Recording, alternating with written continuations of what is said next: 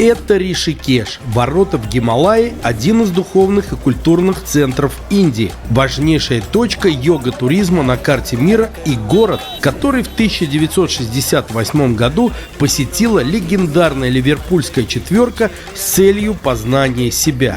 Ну а в нашей истории это место старта мототура на легендарных мотоциклах Royal Enfield. В этой серии мы впервые окунемся в колорит индийского дорожного трафика, проедемся по высокогорным серпантинам и попробуем гималайскую грунтовку. Столкнемся с первой поломкой и проверим индийские мотоциклы на ремонтопригодность в полевых условиях. И на протяжении всего выпуска вы прочувствуете драйв, адреналин, опасность и атмосферу мототура. Я надеюсь, что прямо сейчас вы ставите лайк за мою работу и подписываетесь на канал. А я начинаю вещать.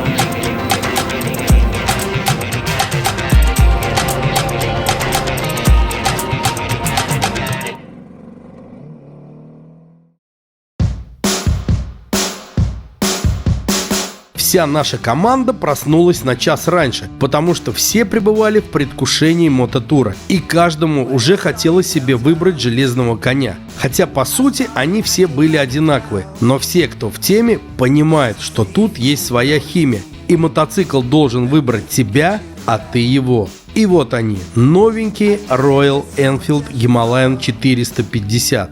Это новый Тур Эндуро 24 года. Пробег здесь небольшой, но по резине видно, что там 2-3 тысячи проехали. В принципе, я думаю, что будет самое то для нашего путешествия. Прежде чем мы начнем, я хочу вас познакомить с самым важным человеком в нашем туре, вообще в нашей Индии. Это Вадимом Лобосом. Давайте вкратце расскажите, что мы увидим, куда мы едем, ну и немного особенностей по нашему маршруту. Во-первых, хочу всех поприветствовать, и я очень рад и очень вдохновлен. И вот этим вдохновением хочется делиться со всеми, потому что действительно наше путешествие будет проходить в Гималаях. Горы потрясающие, потрясающие виды, плюс сама атмосфера, которая настолько утонченная, настолько она трогает нас, что хочется, чтобы все наполнились, переполнились, вдохновились, и было желание продолжать дальше. Не обязательно здесь путешествовать, а как сказано на одном из знаке, который, может быть, мы встретим по дороге: жизнь – это путешествие, наслаждайся движением. И хочется это всем пожелать, чтобы действительно вот это движение было приятным, радостным и вдохновленным. В целом у нас маршрут, насколько это возможно, будет кольцевой, тем не менее есть отрезки пути, которые заканчиваются именно в приграничной территории с Тибетом, и, соответственно, эта дорога будет туда-обратно, и максимальная точка, которой мы сможем достичь географически на севере Индии, поскольку наше путешествие проходит в северных Гималаях, это будет город Бадрина и деревушка Мана. Ее называют последняя индийская деревня. Вадим, а вот касаемо высот, куда мы максимально, как вы считаете, поднимемся?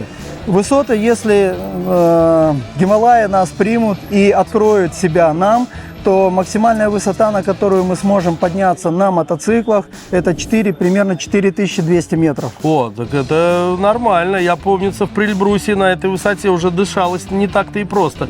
Но я думаю, что ввиду того, что наше путешествие будет сопровождаться постепенным набором высоты, мы уже будем, это 5-й день, к 5-му дню мы уже будем более-менее готовы для того, чтобы справиться с этой высотой. Отлично. Ну, я вижу, что наши райдеры уже галдят. Наверное, пора проводить брифинг. Да, только. Ну, все. Всем нам приятного путешествия и приятного продолжения. На лицах моих друзей читались неподдельные эмоции. Но что они чувствовали в этот момент, лучше спросить у них. Ожидание сумасшедшее. И чтобы мы получили все от этой поездки, все эмоции, и чтобы приехали совсем другими людьми. Говорить об ожиданиях, конечно же, они будут. Конечно же, они есть. Конечно же, они, надеюсь, будут хорошие, потому что мотоцикл, он достаточно большой, чтобы так просто бесследно исчезнуть.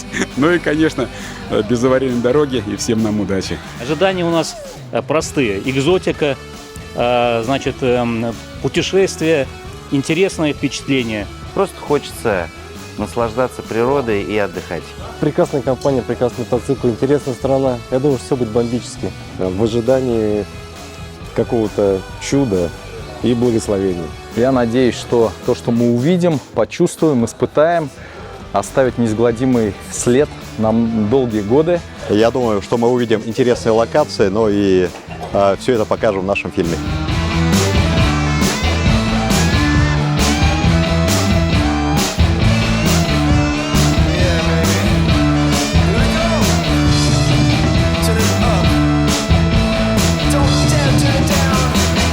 Каждый мотоцикл обрел себе хозяина, вещи загружены в машину сопровождения и как бы все готово к старту. Предстартовый брифинг, который состоял из нескольких блоков: управление мотоциклом, техника безопасности и особенности вождения в Индии.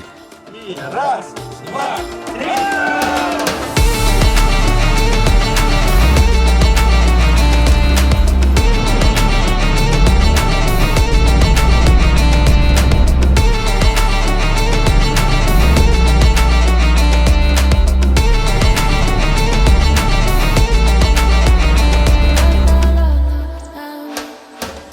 Итак, мы тронулись. Первые километры самые трудные. Ну, во-первых, здесь совершенно другое движение, и автоматически мозг тебя тащит на другую сторону дороги. А во-вторых, тут совершенно другие правила приоритетов и демонстрации своих намерений. Точнее, правила такие же, но вопрос о том, как их здесь соблюдают. Проще говоря, правило здесь одно. Главное – посигналить участнику дорожного движения, который находится впереди тебя, и дать ему понять, что ты сзади и собираешься что-то предпринять. Собственно, такой же сигнал ты подаешь и встречному, поэтому какофония здесь, сами представляете, какая. На первый взгляд кажется, что вот они такие-сякие, ездить не умеют, и как так можно водить? Но подождите, мои дорогие, скоро вы убедитесь сами, как быстро мы освоились и научились применять полученные знания. И, кстати, забегая вперед, я скажу, что за все время нашего мототура ДТП мы практически не видели. Ну так, пару раз по мелочи. Проехав буквально несколько километров по Ришикешу, мы отворачиваем налево на грунтовую дорогу, ведущую в горы. И нам предстоит забраться практически на самую верхушку этих зеленых великанов.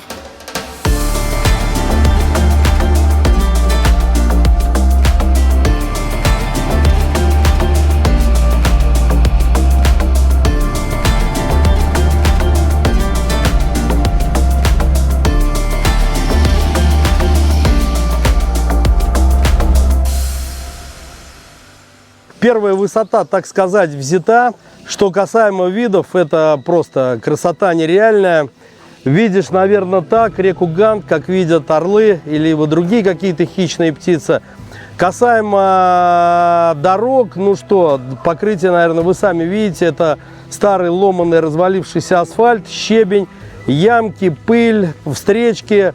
Ширина колеи очень узкая, поэтому максимально нужно ехать аккуратно и со звуком. Левая рука должна лежать всегда на сигнале. Ну и еще параллельно привыкаем к неправильному движению, к движению с другой стороны. А так круто, жарко, солнечно, красиво, позитив вперед.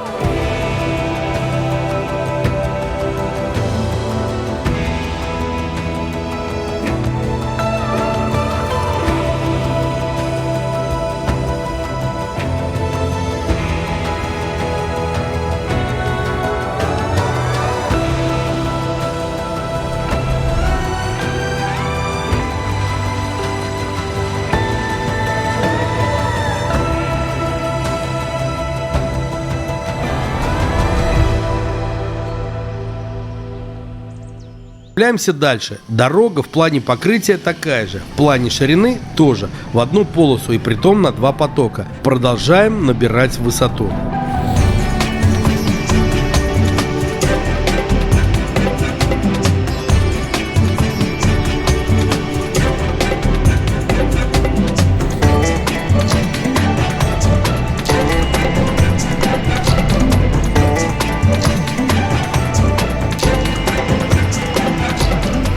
Через какое-то время делаем остановку в теньке, чтобы послушать рассказ про очень интересное здание, которое буквально через несколько минут будем проезжать. Мы с вами путешествуем по королевству Горвал. Вот это здание было построено в 1919 году. Сейчас там располагается Политехнический институт. В древние времена там располагалась первая в Индии обсерватория. Почему именно это место было выбрано для строительства дворца? Потому что считается, что в этом месте в древние времена мудрец Удхава, это один из 7 мудрецов ведических знаний, он пребывал в этом месте, совершая медитацию, будучи погруженным в состояние покоя и абсолюта. В этом месте очень хороший вид в сторону Ганги, долины. И считается, что это место является местом духовной силы. Далее по серпантинам с довольно-таки сносным покрытием, все по тому же зеленому лесу мы продолжаем свой путь.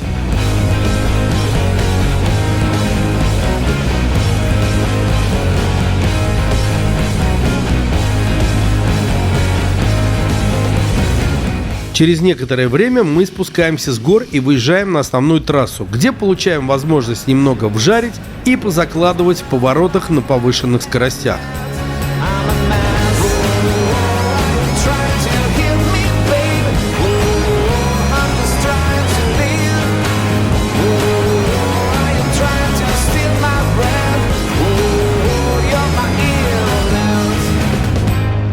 Естественно, колонна подрастянулась на таких скоростях и делаем остановку, чтобы подсобраться и заодно выпить уже полюбившегося масала чая и съесть по мороженке. Вот сейчас, конечно, был асфальтовый участок дороги, очень извилистый. Это мне напомнило езду по Калифорнии в районе Секвойя парка. Просто закладываем, поднимаемся, опускаемся. Очень все круто. Тут обезьяна, тут варан, тут буйволиное говно. Кстати, говно очень скользкое, на нем надо аккуратно. В общем, круто, круто, круто. Пока мои друзья делились первыми скоростными впечатлениями и особенностями местного трафика, я заприметил очень колоритного представителя семейства Royal Enfield. Дело в том, что когда Индия обрела независимость, правительство Индии разместило у бывших своих хозяев, у англичан, производство для своих военных нужд большое количество мотоциклов. И англичане посчитали, что экономически выгоднее построить целый завод в Индии и уже там их выпускать. Так вот, перед нами, так сказать, один из хорошо сохранившихся вариантов. Это Royal Enfield Classic, который, судя по всему, имеет, такой махровый год выпуска. Но посмотрите, какой он гондовый, такой офигенный, настоящий. Вот махнушечка висит, он весь такой потертый. Просто это легенда. И самое крутое, что именно вот эта модель, это прототип образца 1947 года. Да, и сейчас эта модель производится, и ее можно купить. Конечно же, там более доработанный двигатель и система подачи топлива, куча разной электроники, но внешний вид будет схожий. Далее продолжаем свой маршрут и вновь убегаем от федеральной трассы в уже полюбившиеся горные серпантины.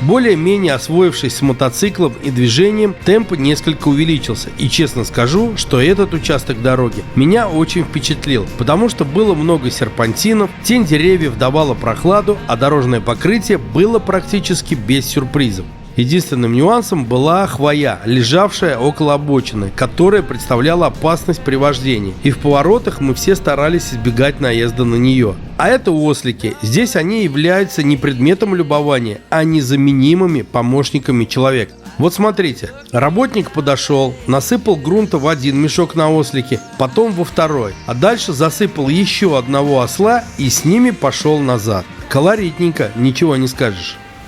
Тем временем мы въезжаем в высокогорную деревушку, и, судя по реакции местных жителей, немного они видят у себя туристов.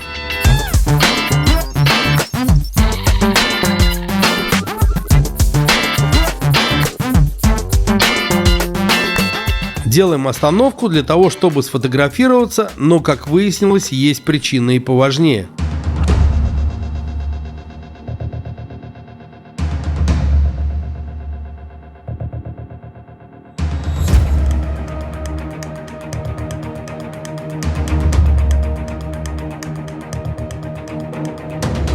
Когда нам сказали, что за день мы проедем всего лишь 100 километров, у нас возник вопрос, думаем, а что, как долго? Ребята, вот ответ.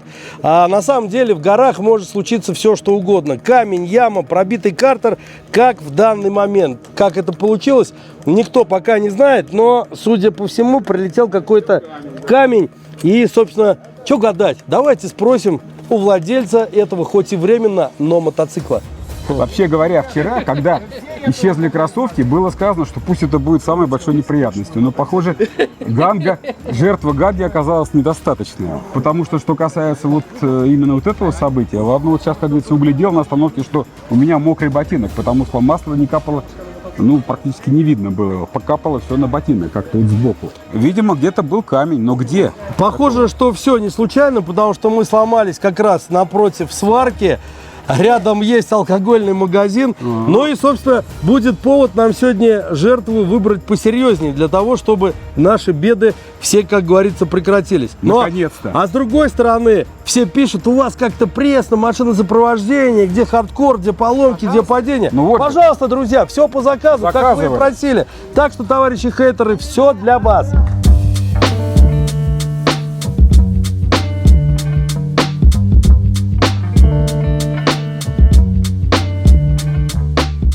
Нет, ребята, это не вход в местную тюрьму, это так выглядит алкогольный магазин.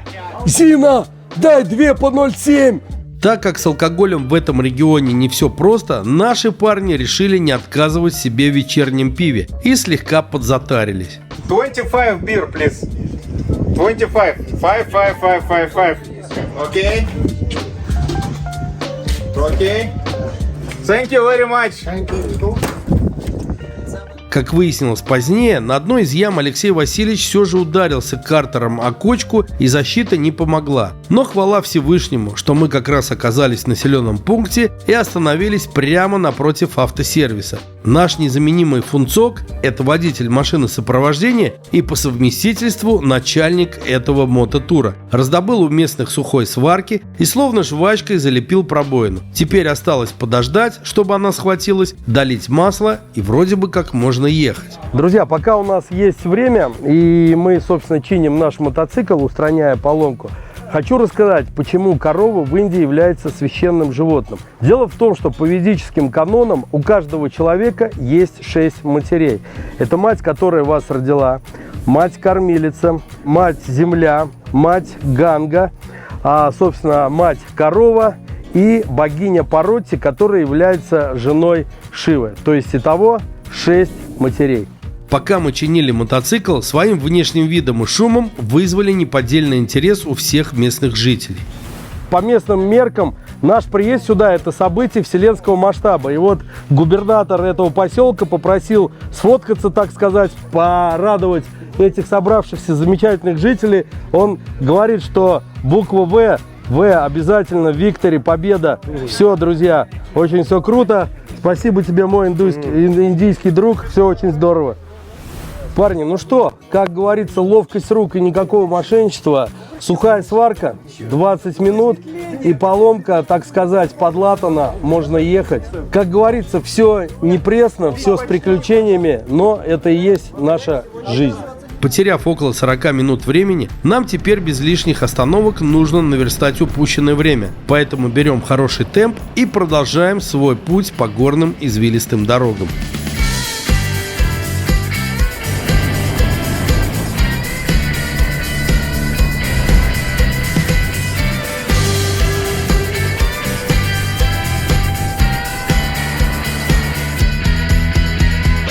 Валим дальше. Впереди нас ждет добрый участок с хорошим асфальтом, весьма насыщенным трафиком, колоритными населенными пунктами и, конечно же, витиеватой змейкой, ехать по которой одно большое удовольствие.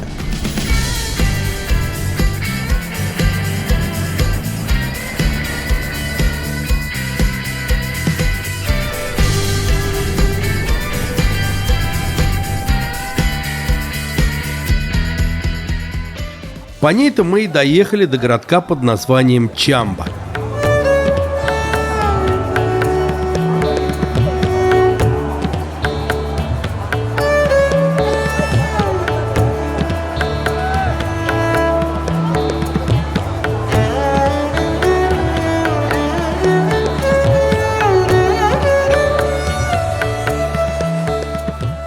Посмотрите, какой здесь колорит.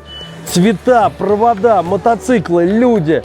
Все это такое интересное и аутентичное. Наша задача сейчас выбрать вкусные фрукты для того, чтобы на ужине мы смогли ими как бы воспользоваться по назначению. Потому что здесь как-то не принято в ресторанах и в кафешках заказывать сырые овощи. Поэтому из всего этого изобилия мы сейчас выберем самое вкусное, поторгуемся и, собственно, вечером будем набивать свое пузико этими дарами природы. Ничего себе, какие кабачки! Хоть в амстердамский секс-шопы поставляй. Впитав в себя атмосферу городка и подкупив провизии, нам предстоит проехать последний на сегодня небольшой участок дороги и забраться на самую верхотуру этой местности, где нас ждет ночлег в одном из отелей.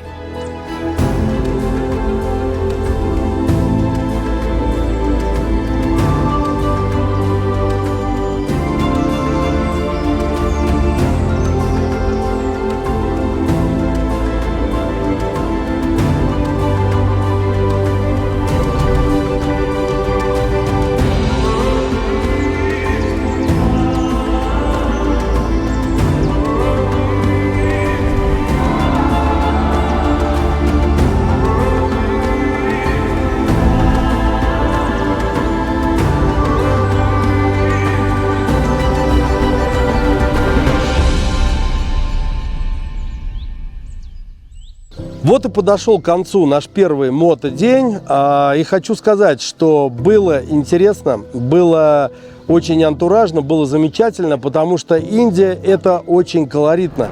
Да, ну и надо понимать, что здесь другое движение, с другой стороны, здесь постоянное нажатие на клаксон, потому что это действие, по сути, заменяет и поворотники, и моргание светом, и, в общем, все. Конечно, виды здесь просто невероятные, потрясающие. Гималаи очень красивые, очень живописные.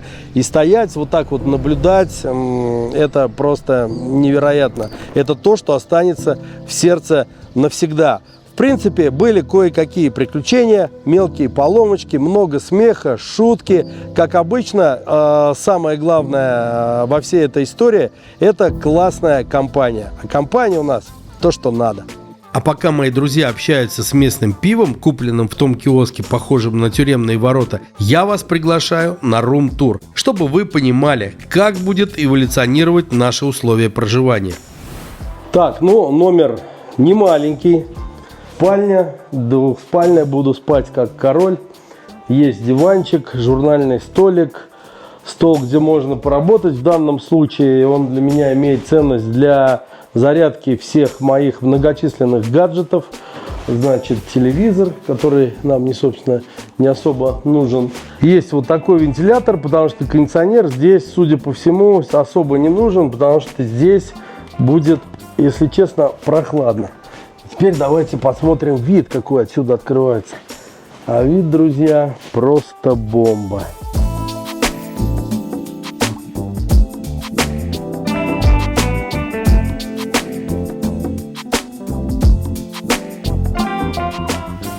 В общем, нормальный отель. Все здесь как бы есть.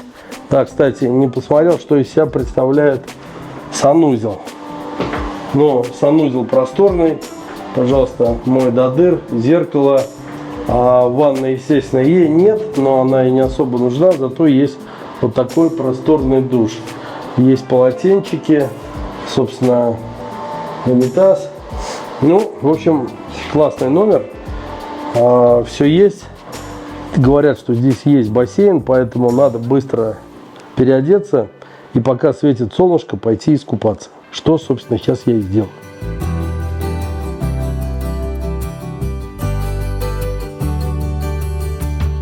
Вечером у нас состоялся ужин с традиционными блюдами этого региона. Это томатный суп, рис и знаменитое индийское блюдо дал. Это типа гуляша из бобовых с большим количеством специй и остроты. В качестве бонуса нам тут пожарили курочку, хотя тут мясо практически нигде не едят. Вот так с тостами, в хорошем настроении и завершился наш первый мотодень.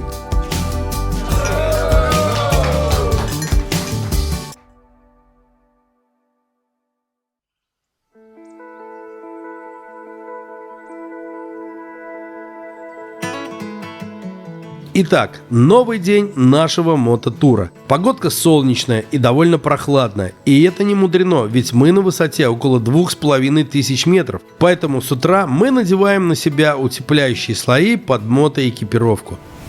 Ну что ж, друзья, наше гималайское путешествие продолжается.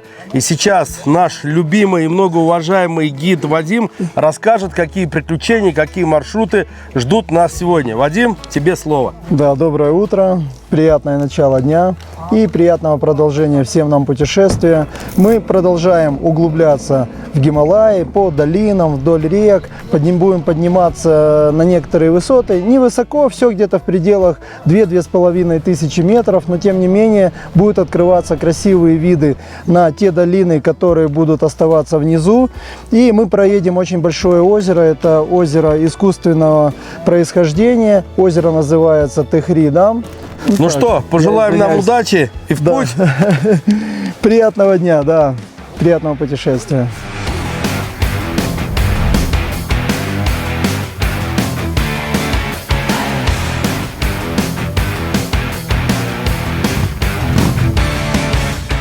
Брифинг проведем и отправляемся в путь. По сути, нам предстоит немного вернуться и снова проехать через городок Чамбу, в котором мы вчера затаривались фруктами. А далее держим путь уже к тому самому рукотворному озеру, о котором говорил Вадим.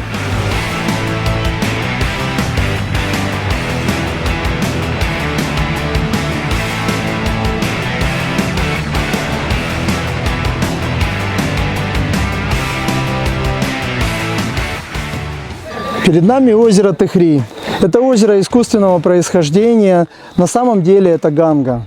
И в этом месте она называется Багирати. Но озеро получило свое название по имени города, который ушел под воду. После того, когда дамба была построена и перекрыт исход воды, и город ушел под воду. Прежде этот город был столицей королевства Техри. И отсюда название. Озеро Техри, протяженность его порядка 100 километров. Вдоль этого потрясающего озера нам предстоит проехать следующий участок пути. И что-то говорить здесь бессмысленно. Это Гималаи, место силы и красоты. Поэтому постарайтесь на время телепортироваться на пассажирские сиденья наших мотоциклов и вместе с нами погрузиться в это увлекательное путешествие.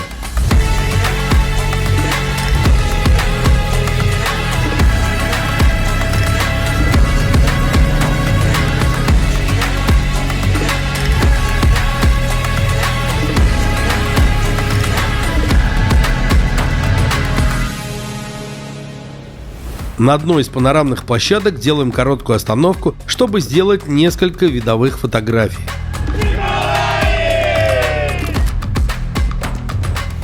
Отправляемся дальше, и впереди нас ждет очень крутой участок пути.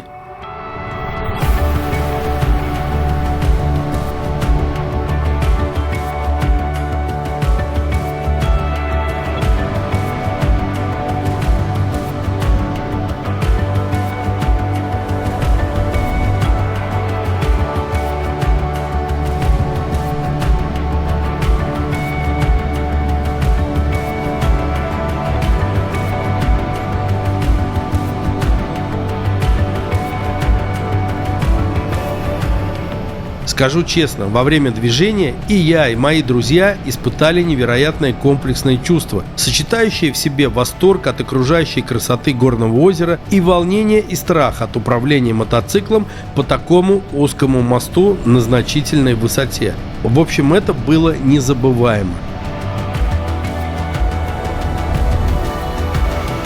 Далее вновь по горным серпантинам мы поднимаемся в горы и, наматывая на спидометр километры, получаем огромное удовольствие от вождения. Ведь с точки зрения мотоциклизма мы как раз получаем 10 из 10. Во-первых, это управление мотоциклом, и притом нового, доселе никому из нас неизвестного. Проверяем его на разных оборотах, на разном покрытии. Во-вторых, это, конечно же, виды, которые открываются нам. В-третьих, это тот адреналин, который периодически в нас зашкаливает, особенно на опасных высокогорных участках. Ну и в-четвертых, это дороги, извилистые, с разным покрытием, ямками, кочками, ручьями. В общем, все непредсказуемо в духе здорового авантюризма.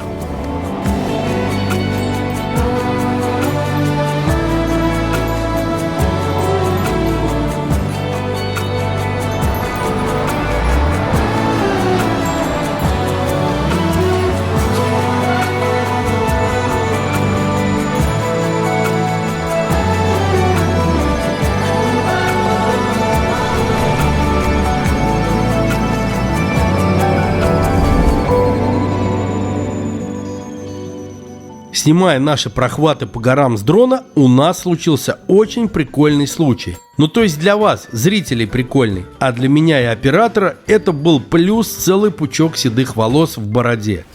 В какой-то момент при съемке колонны в горах дрон отказался слушаться пульт и отправился в свой собственный соло-полет, видимо, на родину, в Китай. Никаким командам от оператора он не подчинялся. Каким-то чудом оператор Никита смог перезагрузить пульт, и дрон стал подчиняться хотя бы нескольким командам, и ему удалось его пригнать к точке взлета. Но он оставался висеть на высоте около 6-7 метров и абсолютно не реагировал на управление высотой. Оставалось ждать, когда у него сядет аккумулятор и он автоматически пойдет на снижение. Но ситуацию осложняли провода, над которыми он завис. Казалось бы, ситуация безвыходная, но наши парни оказались смекалистые. На помощь пришел погрузчик, который как раз ехал мимо. Вот полюбуйтесь, как эпично это все происходило. Резко! И переворачивай! О, молодец! Герой! Так что и дальше вы будете наслаждаться крутыми кадрами с высоты птичьего полета. И поверьте мне, это будут очень ценные кадры. Периодически мы проезжаем небольшие высокогорные населенные пункты и наблюдаем их размеренную обычную жизнь.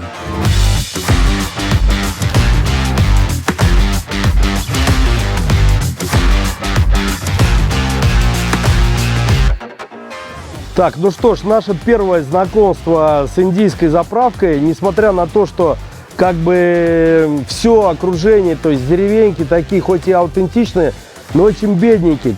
Посмотрите, какая крутая заправка. Электронное табло, несколько видов бензина на выбор. Очень круто то, что сервис организован таким образом, что нам не приходится там геморроиться, парни все заправляют. В общем, сервис на высоте. Мы спускаемся с гор все теми же серпантинами и вновь выезжаем на федеральную трассу, которая проходит через населенные пункты в том числе. Тут мы получаем новые скиллы, которые я бы назвал «Операция Горох».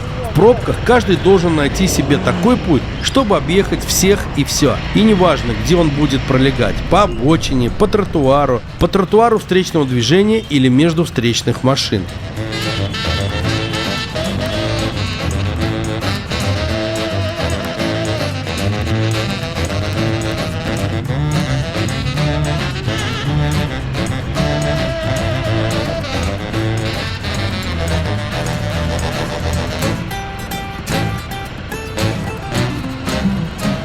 Делаем остановку около кафе, чтобы передохнуть и перекусить. Вот, собственно, такое кафе. И мы сейчас пройдем на кухню и посмотрим, как это все делается. В данный момент мы видим, как готовят масала чай. Вот, пожалуйста, картошечка, казанчик. Hello, may I come in? Thank you. Вот, ребят, вот так выглядит кухня, на которой готовится еда.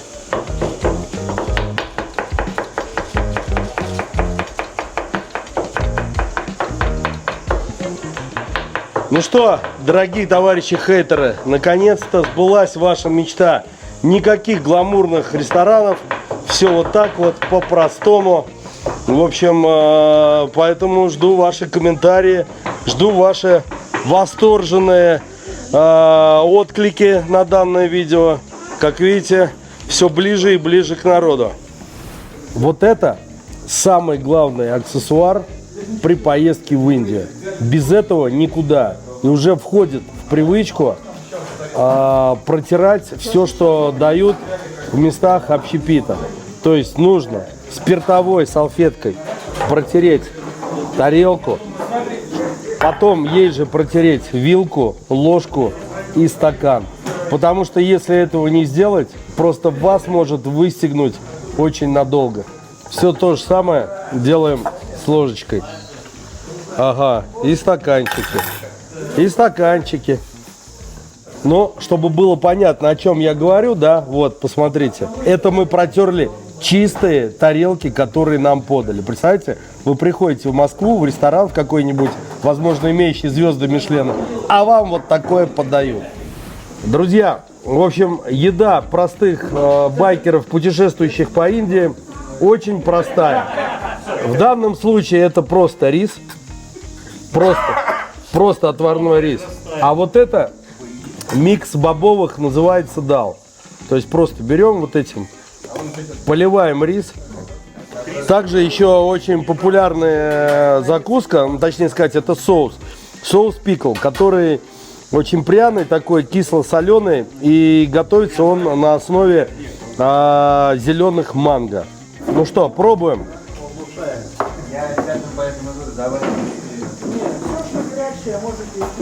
Если честно, мы это уже здесь едим третий день. Это остро, это, бобовое. Ну, думаю, что вы можете представить, все это очень пряное, очень такой индийский вкус, с добавлением карри. Ну, в общем, есть можно. Теперь, собственно, попробуем, что же такое манго.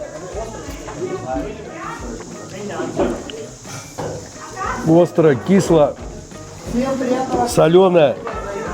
Ну, наверное, это надо есть прикуску. И в прикуску не очень. Нам подали масала чай. Это, в общем, такой чай черный с молоком и с большим количеством различных специй. В данном варианте он сладкий, потому что сладкий он не везде. Сегодня утром мы пили с имбирем. Здесь он просто сладеньким и нет такого ярко выраженного присутствия пряных приправ. В общем, горячий чаек с молочком и с сахарком. Следующая часть пути будет пролегать по федеральной трассе, которая идет в сторону города Джошиматх. И, как это ни странно, периодически трасса будет очень приличной и скоростной, и местами нам удастся даже разогнаться до скорости 90 км в час и чуточку выше.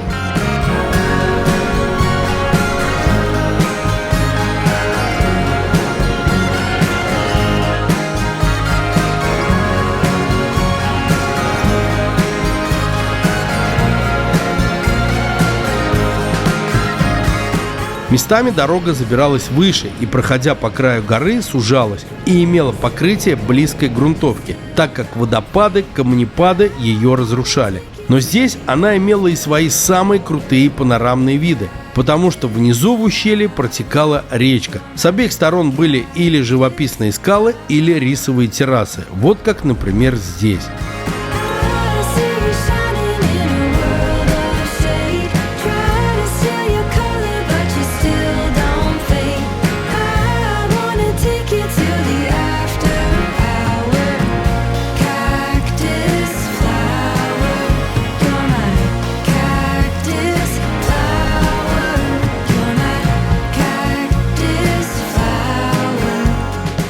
Тут мы делаем коллективную остановку, чтобы вдоволь полюбоваться этой красотой. Скажу, что ни один мотоцикл, ни одна машина без внимания нас не оставляла. Особенно вот эти джипы, перевозящие школьников.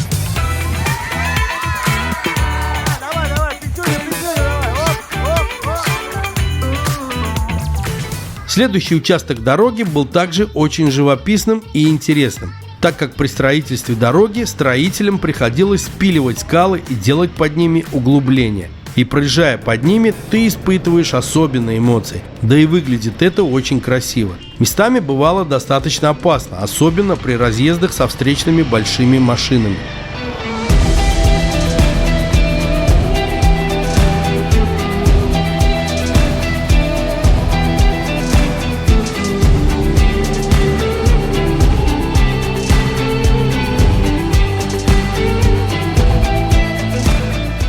Далее мы набрали хороший темп и по сути разорвались. Те, кто более проскиллован погонять по серпантинам, рванули вперед. Остальные неспешно догоняли. Но это получился отличный райдинг. Да зацените сами.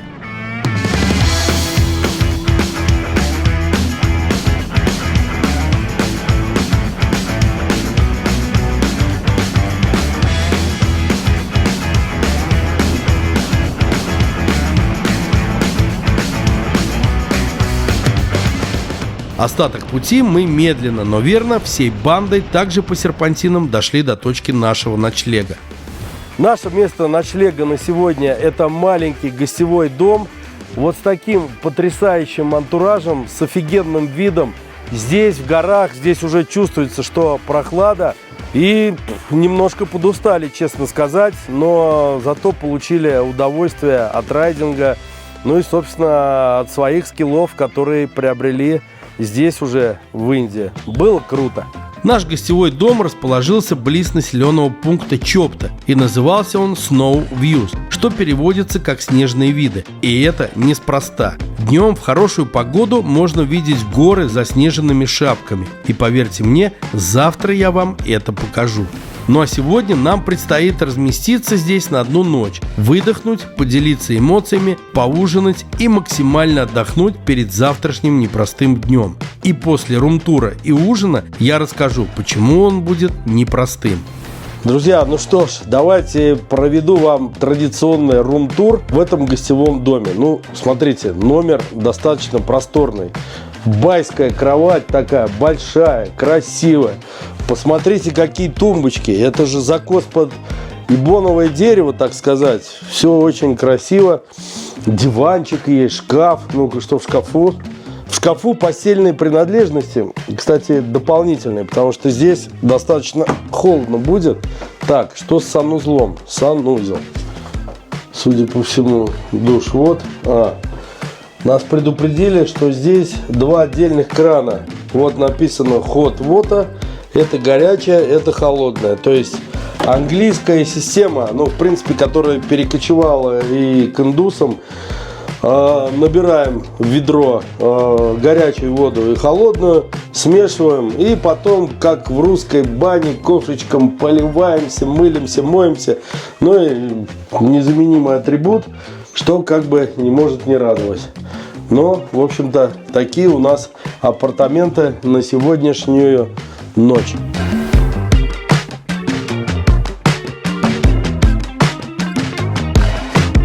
Ужин был традиционный для этих мест. Овощной суп-пюре, лепешка, рис и дал с тофу. Все как мы уже любим. А еще был десерт в виде пропитанных сиропом шариков, то ли из риса, то ли из чего-то еще. Одеты мы так тепло, потому что отопления нет, а после того, как садится солнце, становится очень холодно. А теперь рубрика «Ребятам о зверятах». Вы только посмотрите, кто к нам пришел. Это же настоящий дикобраз, и я его в дикой природе вижу впервые. Вот это встреча! А второй зверек мне был вовсе не знаком. Но, как выяснилось позднее, это был лесной кот, хотя мы думали, что так выглядит мангуст.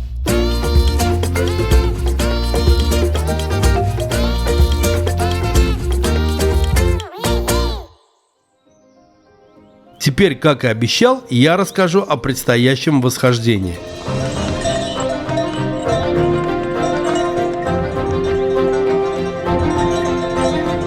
Рано утром, до восхода солнца, мы отправимся на восхождение к очень важной религиозной в индуизме святыне – Чандре-Шиле.